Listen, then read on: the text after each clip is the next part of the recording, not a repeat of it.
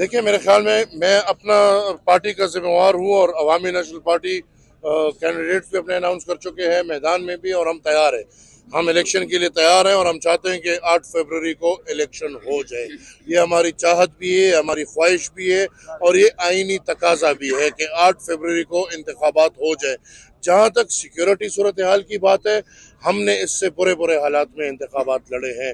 हमने उन इंतखाबात में हिस्सा लिया है 2013 में, जहां हमारे लीडर्स और कैंडिडेट्स को तो छोड़ दे, ये हाजी साहब अल्लाह इनको जिंदगी दे, इनकी गाड़ी पे एक ब्लास्ट हुआ था जहां पे पूरी गाड़ी जमीन से ऊपर होके वापस गिरी थी। अल्लाह ने इनको जिंदगी दी, वो खुदा जानता है कि इनको भी नहीं पता होगा कि अल्लाह ने इनको कैसे बचाया है, पर बचाने वाला वो है। हमने उन हालात में जहाँ पे हमारे इलेक्शन ऑफिस पे धमाके हो रहे थे, जहाँ हमारे वर्कर्स पे धमाके हो रहे थे, और फिर आपने देखा कि 2018 में उसके बाद हमने अपना भाई, हमारी पेशावर में हमारी कमर टूटी हुई है। ये तो अल्लाह जिंदगी दे समर बहन को कि वो निकल के उन्होंने हमारी वो कमर को पेशावर में सहारा दिया हुआ है, वरना 2018 में हमारा जवान भाई हारून बिलोर जिस तरह हमें शहीद हमारे से शहीद हुआ था। तो ये हालात हमारे लिए नए नहीं है। हाँ, रियासत की ये जिम्मेवारी बनती है कि वो अमन अमान के हालात को यकीनी बना के फ्री एंड फेयर इंतखाबात। आपको किसने बोला कि हमने माफी मांगी है? देखो, एक तो ये मीडिया वाले कसम से आप लोगों ने कोई अजीब, आप किस चैनल की नुमाइंदगी कर रहे हो? तो ये समा टीवी वाले चेक करते हैं कि नहीं करते? अजीब बात करते हो, अजीब बात करते हो। ये पूरी दुनिया गवाह है, आपने पता नहीं कहाँ से सुन लिया। इसका जवाब देके मौलाना साहब खुद दे दे तो बेहतर है। इसका जवाब खुद मौलाना साहब जता तरता बेगम, इसका जवाब मौलाना साहब खुद दे दे तो बेहतर है। जहां तक सेनेट की बात है, उस दिन हमारा एक भी सेनेटर मौजूद नहीं था, और मेरे ख्याल में दिलावर जो है मर्दान का, सबको पता है आजकल वो किस पार्टी से जुड़ा हुआ है। सबको पता है कि उसका बेटा किस पार्टी का एमपीए का उम्मीदवार है। तो देखिए, आप हर बात को इधर उधर से ना जोड़े। उसको शायद मौलाना साहब ने कहा होगा कि ये कर दो, और मौलाना उस पर खड़ा है। अंदर देखे कुछ नहीं, मैंने तो आपको बोला अंदर मुझे ऐसे लगा कि चीफ साहब अपनी कुछ वजाहतें करना चाह रहे थे और वो उन्होंने कर दी। बाकी तो कुछ नहीं हुआ, अभी फैसला आएगा फिर पता चलेगा। सोलो फ्लाइट लेगी अवामी नेशनल पार्टी या नहीं?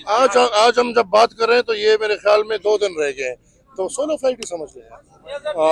अंदर तो ऑब्वियसली मीडिया वाले होंगे, it was an open court. अदालत में जो हुआ है वो सबके सामने होगा। मैं अपने अल्फाज पे आज भी खड़ा हूँ, मैं अपनी बात पे खड़ा हूँ। मेरा गिला था, गिला है, और वो गिला मेरा रहेगा। अगर अल्फाज की मुनासिबत से कहें, शायद मैंने थोड़ी गर्मी दिखाई हो, लेकिन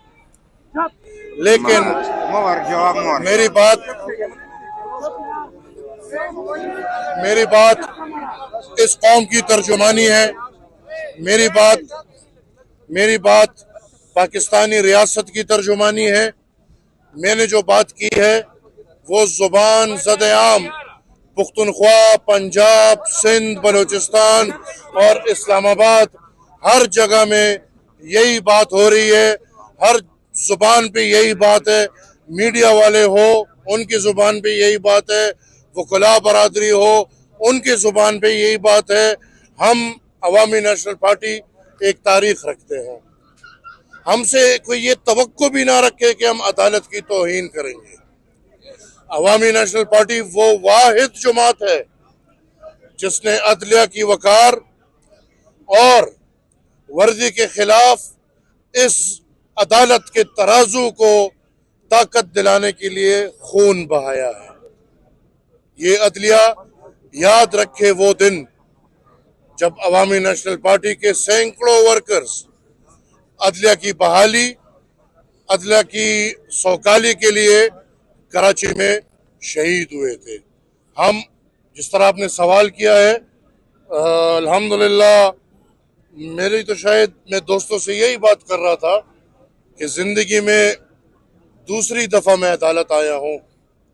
पहली दफा आप सबको पता है कि केस मैंने किया है रिकन्सिलिएशन का, जनरल फैज और इमरान खान, आरिफ अलवी और इनके खिलाफ, उसमें आया था। और आज जिंदगी में दूसरी दफा आना हुआ, लेकिन मुझे यकीन है कि अपने आबा व अजदाद के रास्ते पे अगर मैं चलूंगा तो मुझे शायद अदालतों के रास्ते ज्यादा लगाने पड़े।